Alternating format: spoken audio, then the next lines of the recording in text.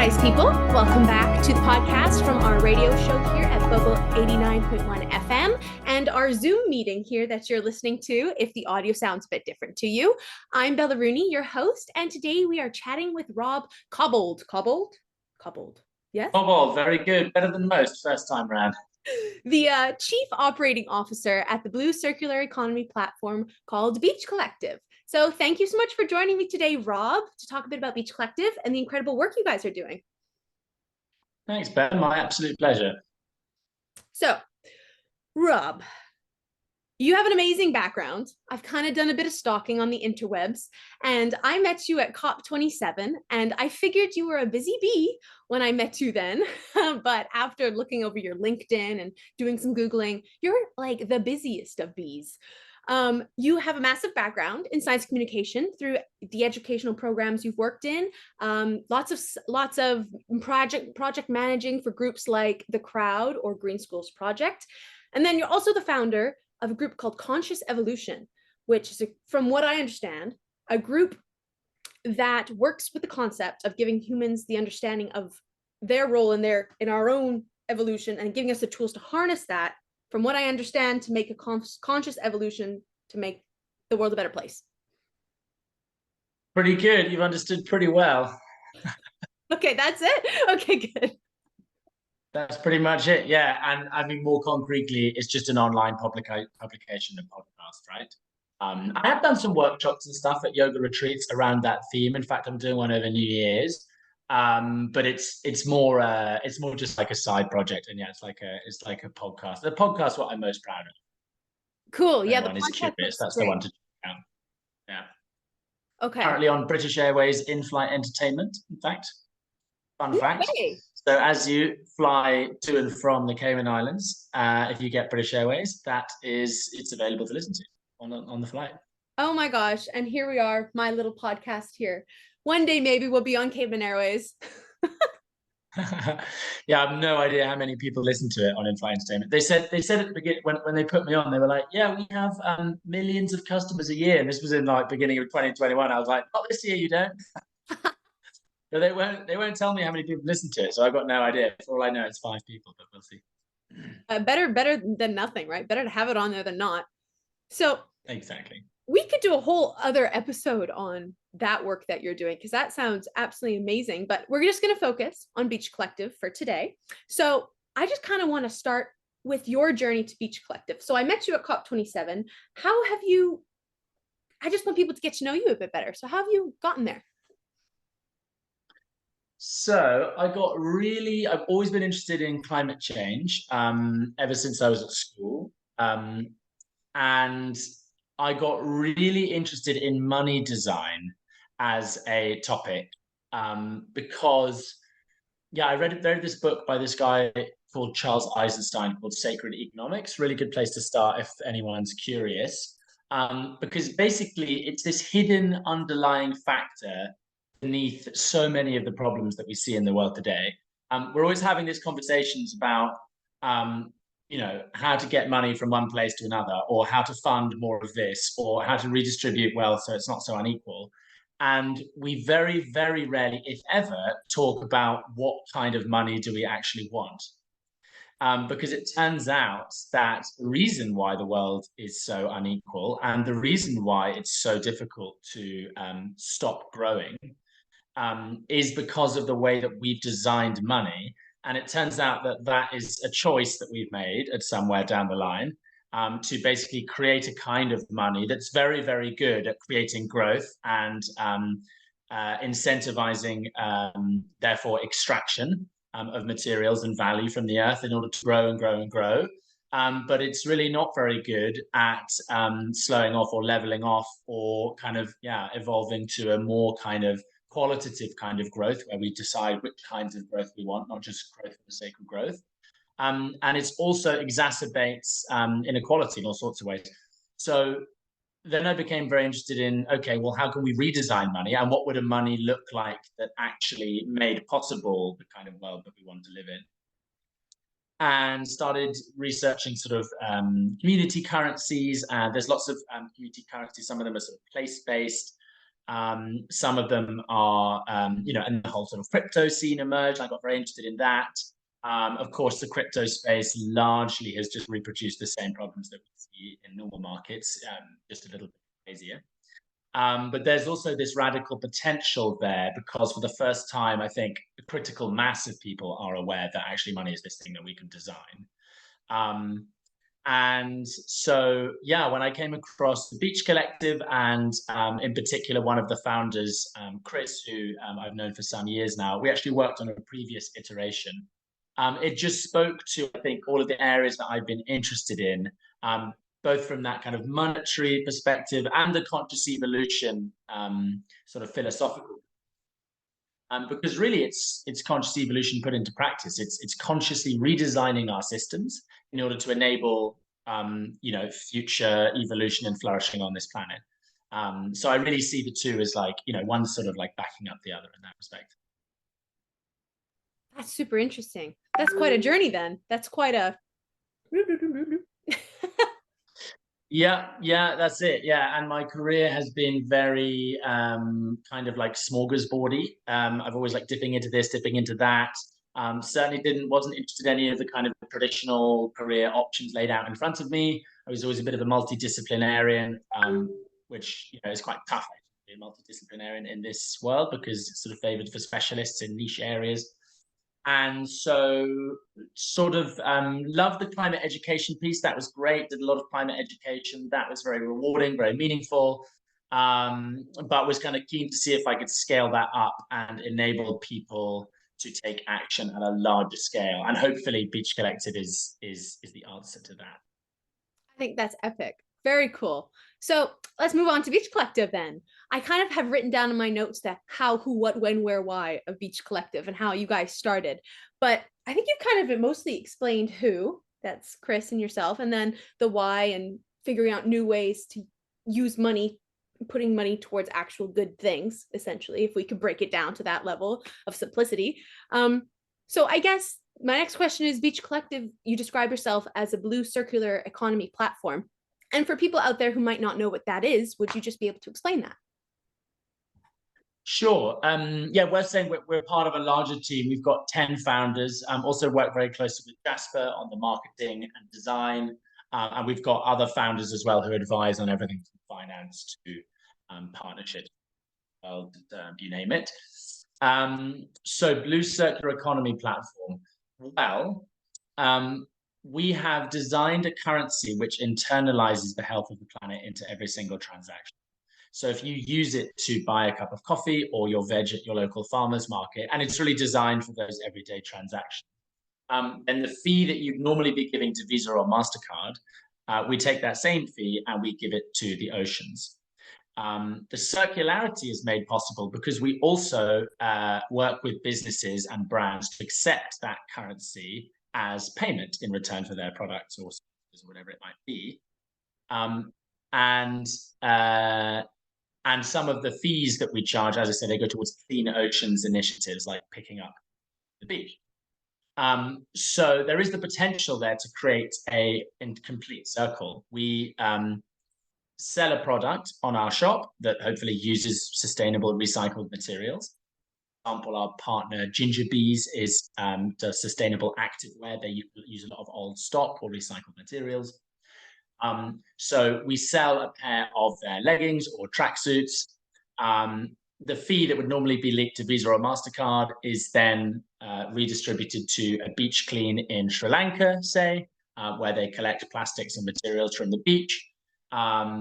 That material, that plastic, then gets put into the recycling system and at some point gets built into another product, which we can then sell on our shop. So essentially, we're creating a kind of loop for the entire economy, all via this currency, which whenever it's used to buy anything, a fee is going back towards the planet. And again, that's a fee that normally you'd just be paying to Visa or MasterCard, or to Amazon or Shopify, you'd be paying a much larger fee.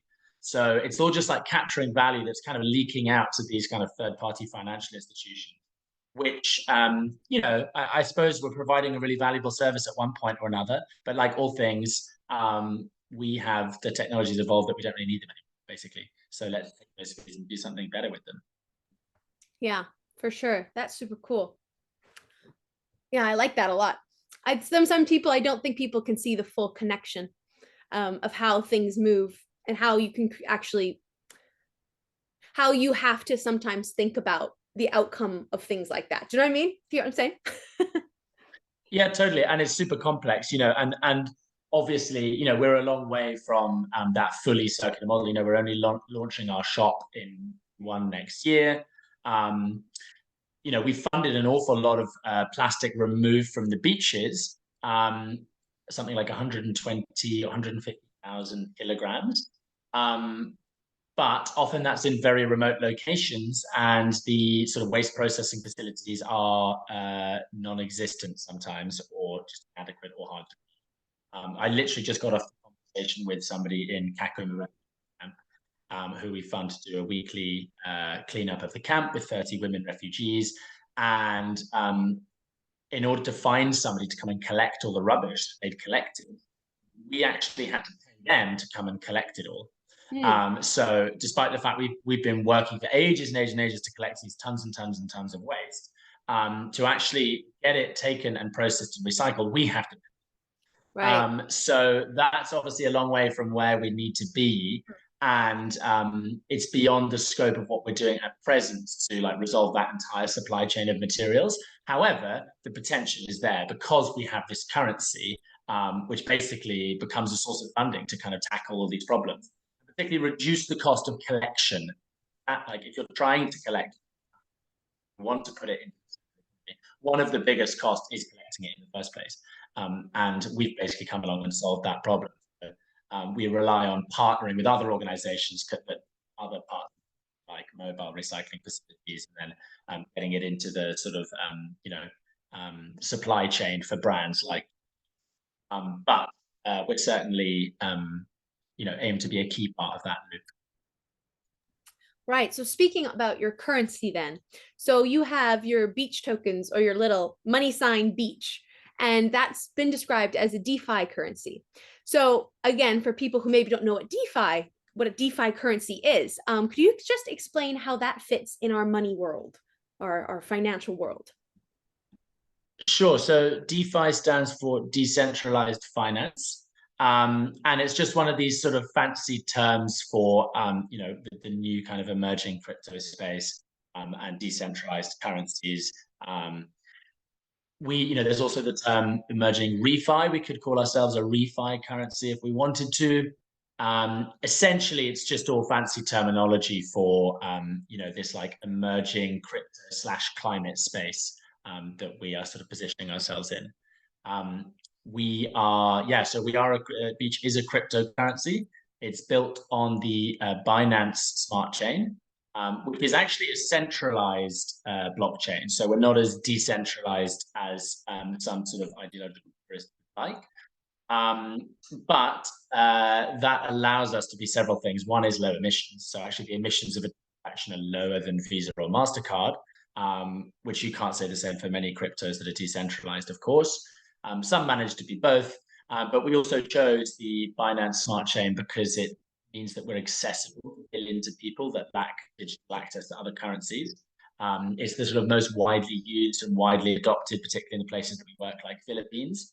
And we've even gone a step further by basically we've designed the currency in such a way that you can actually earn and spend it without even owning a crypto wallet.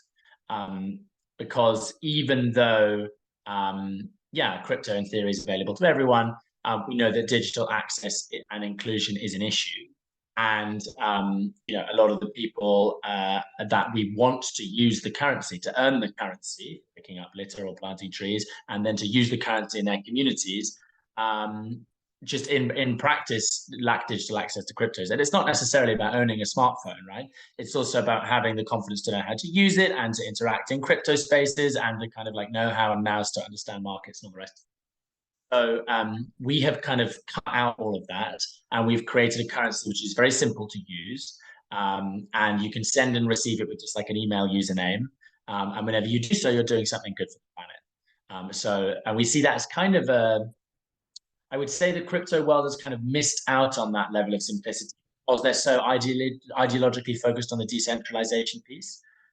It's like, as far as some people are concerned, like if it's not decentralized, it's not a real crypto.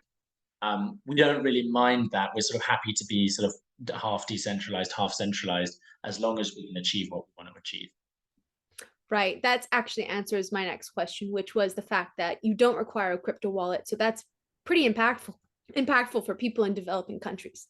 And as I've been speaking to people about it, I've had people going, "Oh, you don't need a crypto wallet? Oh, you don't need," and I'm like, "Oh, like I'm getting different opinions on it now," which is very interesting. I'm still learning a lot about this. So you've mentioned several times about the 1% of transactions go towards the planet, which is, for people listening, I feel like I should disclose I'm doing a fun little internship with Beach Collective right now, which I'm super excited. I'm super excited to be learning about all of this and to be involved in such, I think, an impactful project. And one of my favorite things is the fact that there are less emissions than your more traditional card payment, like your Visa or MasterCard. So how do you actually reduce the carbon emissions? It's just, I have no idea. Yeah, sure. So essentially, we have created almost like a kind of internal economy for the currency. So I can actually buy and sell the currency like you can buy and sell dollars or pounds or Ethereum or Bitcoin or whatever on the open market. Um, and that will result in a crypto transaction taking place on the Binance Smart Chain. Those emissions are by themselves, they're so minimal that just the operating costs, the emissions of operating a big company like Visa or MasterCard mean that actually even those are going to be lower than a Visa or MasterCard transaction. We go a step further by creating like a kind of internal marketplace for the currency. So imagine I have my currency in my wallet, in my crypto wallet, and then I basically take that and I top up like a little bag or purse with the Beach Collective bag or beach bag. We then hold those tokens just like we hold everyone else's tokens who tops up their beach bag. And those tokens can then be used in our online shop, on Beach Pay, our payment app, you name it. We hold all those tokens in our internal ledger, but then we account for where they go. So, if Bella has $1,000 worth of tokens, and then she spends 50 of them in Ginger Bee, she now has 950, and Ginger Bee goes up to 50. So we just do that accounting. And that is quite simply just an accounting thing. It's just literally going, oh, it's gone like this, oh, it's gone like that. And so there's no emissions there at all to do that. Certainly fewer emissions than there would be for any Visa or MasterCard transaction, just because they have offices and they probably pay for flights and all the rest of it. Right. Okay, cool. That's so cool. I keep saying that's cool, but this whole thing is so cool to me. Right. That makes perfect. It's nifty what you can do when you expand your definition of what money could be. Yeah, exactly. There's lots we can. It's very creative. I love it. It's very cool. So, thank you. Beach Collective includes a bunch of different things. When you go on your website, you have Beach Action, Beach Pay, Beach Shop, Beach Nomad, Beach Swap, Beach Farm, Beach NFT. You have so many different things. And I know one of the things that I'm most interested out of all of them right now is your Beach Action. So I just thought maybe you could tell us a little bit about Beach Action for people, because people could start doing it today if they wanted to. Yeah, Beach Action is sort of the glue that knits all of those other things you mentioned together. It's essentially our community. And our community is everyone from individuals who care about the planet, to brands who are planet friendly, to NGOs who take action on a bigger scale.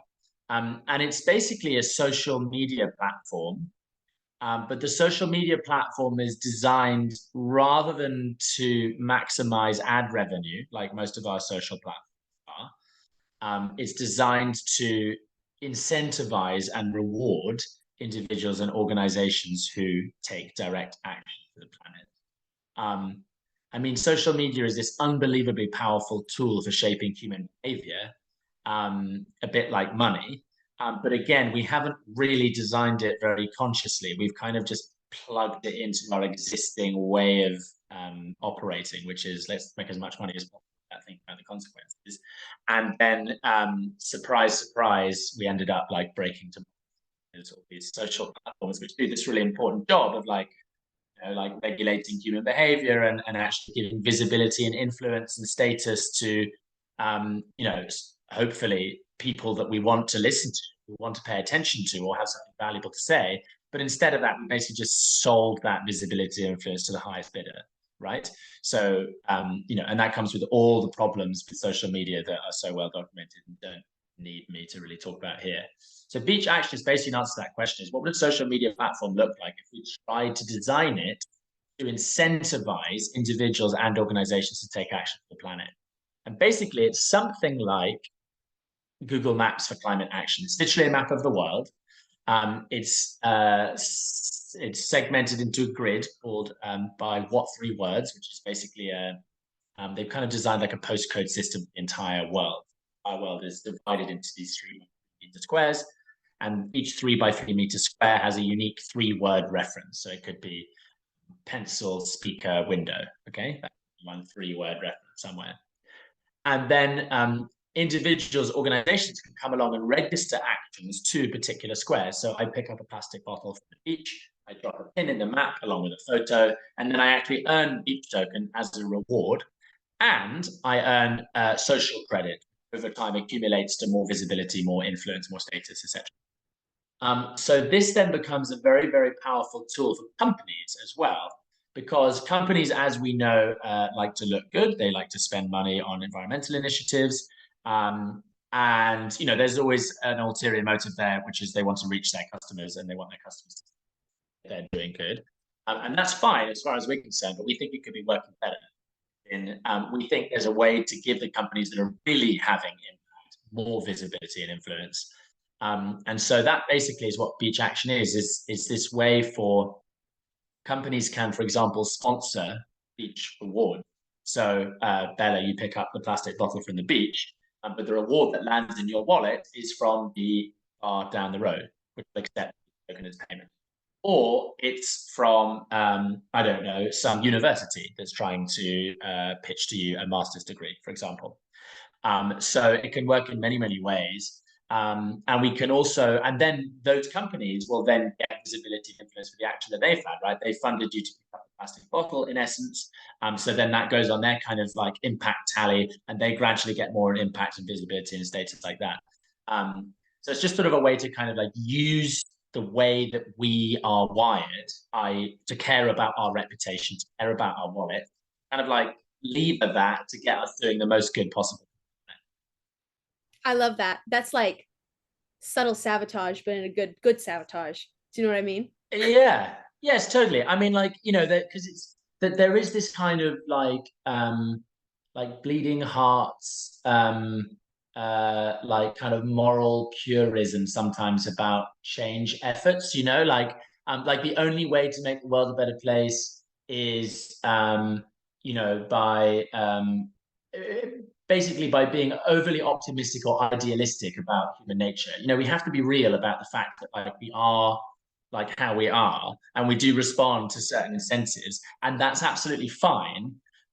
So let's use that, not like cynically, but let's just design systems so that actually we don't have to wag our fingers at people to make them do the right thing, because we just made it in people's interests. And too often, like activism can get stuck in that finger waggy kind of space, particularly like bad companies, bad governments, you know, they're all doing the wrong thing. And it's like, yes, we need them to do more, but they're also stuck to a certain extent in systems which incentivize them all to do the wrong thing. And, you know, companies like have to maximize shareholder profit or they get sued by their shareholders, you know, and you know, you have all these like, you know, and governments have to chase votes because that's what they have to do. So by all means, let's apply the social pressure, but let's also like change the landscape of incentives so that we don't even have to wag our fingers at them, because actually doing the right thing is just in their interests. Right. Badass, bro. Badass. Love it. I'm glad you like it. So, this 1% transaction, what kind of projects? Because, or let's step back a bit. Okay, because we're still on beach action. And I want people to understand that it doesn't just have to be cleaning a beach. It could be something like having a vegetarian meal, which is lower emissions, cutting out your meat, da da da. Definitely don't use that as a way to eat for your health, but that's as simple as it can be, right? Any little tiny thing you do that way can help and can win you beach tokens, right? That's exactly it. Yeah. And yeah, so I mean, everything, and I think it's really, that's also kind of overlooked piece, right? From these, sometimes these conversations do get bogged down in, like I say, governments need to do and big corporates need to come along and fix the problem. And like, again, to reiterate, yes, they do need to do more, and we shouldn't overlook that at all. We need to apply pressure wherever we can. But it kind of subtly disempowers the individual, that messaging, and basically says, your individual actions and choices don't really matter, because unless the companies come along or the governments come along and solve it all, then we're screwed either way. And it kind of forgets that, like, what do companies care about? Well, they care about consumers. And what do governments care about? Well, they care about voters, right? So actually, the way that you act and the choices that you make and the opinions that you broadcast are important and they really matter. And so we want to kind of acknowledge that and create a platform which really recognizes that, hey, do you know what? If all you did today is like you didn't eat any meat, or if you walked to work instead of getting the bus, or if you picked up a plastic bottle from the pavement and put it in the recycling, hey, that counts too, and it actually matters, and we want to recognize that and reward that. um, and then you asked about the fees and what we do with them. So the 1% for the planet is if you use our app Beach Pay, which is the simplest tool we offer. It's literally pinging beach from one person to another. But we would also, so for example, if you did some shopping on Beach Shop, we'd actually give 2% of that to the planet. We charge 3% overall, 2 goes to the planet. Beach Pay, we charge 1.5% overall, and 1% goes to the planet. So it's 2/3 of our fee. And we've designed those fees that they basically wipe the floor when it comes to Amazon or certainly Visa or MasterCard. And basically, we split those fees 3 ways, like I say. So a third of them go to us, and that's just so that we can keep the lights on, so I can pay my salary, all the rest of it. A third of it goes to Clean Oceans initiatives. So that is things like beach cleans, circular economy initiatives, recycling, that kind of thing. And then the other third goes to blue carbon initiatives. So things like mangrove restoration, potentially might do something with coral, with seaweed farming, lots of options there. But so far, mostly we've spent it on mangrove restoration. That's been your biggest one so far, mangrove restoration. Well, we could tell you about beach cleans and mangrove restoration. Oh yeah, you've got a load of them in the Cayman Islands, haven't you? We do, and we had Cass recently on telling us about our beautiful mangroves. So if anybody's listening and wants to know, we have the largest mangrove forest in the Caribbean, which is amazing, and we need to protect it. So things like this can help, raise awareness, for stuff exactly like that. So I guess awareness and funding.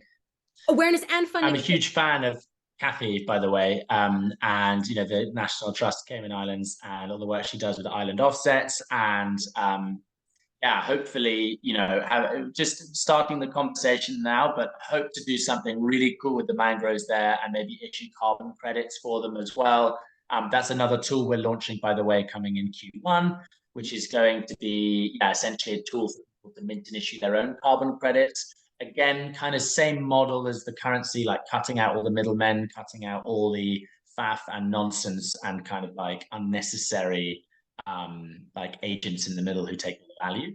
And so that we can give maximum value to the actual project on the ground that needs it, right? But yeah, huge fan of Kathy, and really hope to do something in particular with your Cayman Islands mangroves, because I've seen them and they're lovely. Oh, good. Well, shout out to Kathy. She's one of the greatest people ever on this planet and on our island. I just love her so much. And yes, like you said, so you've been here before, and I know you've done a cleanup, I think, with Plastic Free Cayman before. I think you guys partnered in a cleanup.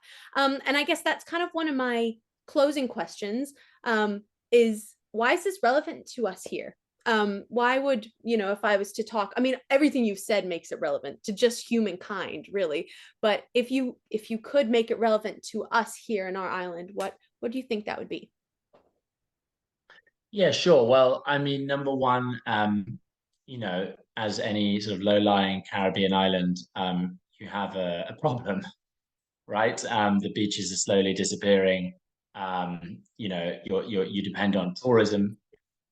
Well, not depend on, a large part of your economy is tourism, and that a lot of that's based around the beaches and the coral reefs and the wildlife, and all of that depends on healthy, thriving ecosystems in beaches, right? So um, essentially, what we offer any jurisdiction, but particularly a jurisdiction like the Cayman Islands, which has all those things in common, we basically say, look, if we can get our currency almost like an alternative currency on the island. I know you already have two, right? So you pay with Cayman Islands dollars or with dollars.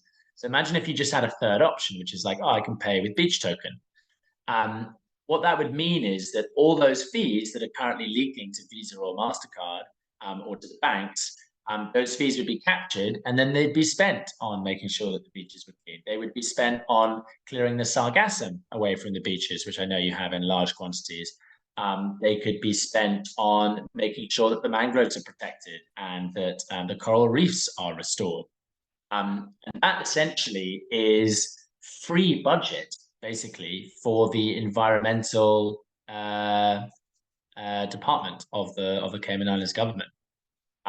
It's money that's just leaking out of the island in all these fees to card companies, and we're saying, hey, keep it and spend it on local environmental initiatives. Um, so that's kind of what we began conversations with a few of the stakeholders on the island in kind of March. Conversations still very early. We have a lot of development to do. There's also a lot of stakeholder relations building on the island. But if anyone is listening on the island and they have a shop or they have a bar or they have a restaurant, and they are interested in adopting our currency beach and seeing what you can do with that, then do get in touch. And even more so if you're an online brand as well and you sell products that can be shipped, because this is something we want to list on our online shop in Q1 next year. Brilliant. There's pretty much no reason not to. It's kind of, there's kind of no reason not to take a step and be brave and forward thinking that way, So, okay. Yeah, that's the way we look at it. Yeah, 100%. And thank you. I guess that's it. Thank you so much for chatting. I mean, we could talk forever about this. I have like another 10 questions, but I have a little 5-minute timer going off there saying that this meeting will end in 5 minutes. So thank you so much for chatting. This was great. And I'll have all the details so people can get involved with this down below. And this project, I really believe it can make a difference. So thank you for putting so much of your time and effort into it and for sharing it with us today. And I would urge everyone out there to check this out ASAP and to jump on board. So thank you. Thank you, Bella. My absolute pleasure. And yeah, anyone who's curious and wants to kind of get involved, first thing you can do, have a look at Beach Action, do something good for the planet today, and register it on the map, and you'll get a feel for how it works. Bing bang, baby. Thank you. And thanks again to DMS Broadcasting and Bobo 89.1 and to our silent sponsor and to my pal Ryan Kirkaldy from Retrospekt Media for his masterful editing skills of this Zoom interview. You can check out our filmed episodes on YouTube and you can follow us on Instagram and Facebook at Protecting Paradise KY. Also make sure to follow Beach Collective on all their socials at beach_token for Instagram and then at Beach Collective on Instagram, Facebook, Twitter, YouTube, TikTok, you're everywhere for more updates on this project and all the amazing efforts that the funding is going to around the world. So thanks again, Rob. Thanks. Thank you, Bella. Bye-bye. Bye.